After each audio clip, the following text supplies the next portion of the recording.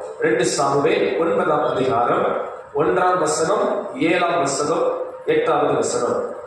இந்த வேத பகுதிகளிலே தாவீது தான் ராஜாவாய் வந்த பின்பு, தனது ராஜ்ய பாரம் மிகவும் ஸ்திரப்பட்ட பின்பு அவருக்குள் ஒரு எண்ணம் ஏற்படுகிறது.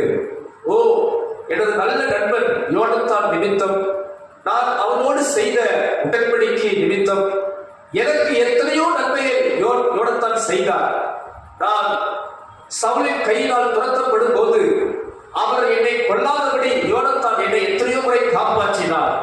இந்த யோனத்தானுக்கு நான் தயவு செய்யும்படி, இந்த யோனத்தான் நிமித்தம் அவருடைய குடும்பத்தாரில் யாராவது ஒருவர் இருந்தால் அவர்களுக்கு நான் ஏதாவது உதவி செய்ய வேண்டும் என்று சொல்லி யாராவது இருக்கிறார்களா, யோனத்தானுடைய சந்ததியில் யாராவது மீதம் இருக்கிறார்களா என்று தாவீது தேடி பார்க்க சொல்லுகிறார்.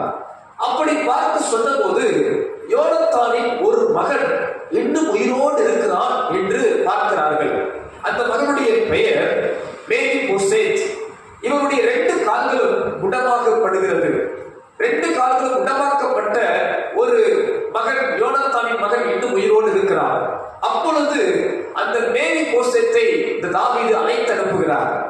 அழைத்து அனுப்பி சொல்லுகிறார், நீ பயப்படாதே, உன் தகப்பனாகிய யோனத்தான் நிமித்தம் நான் நிச்சயமாய் உனக்கு தயை செய்வேன்.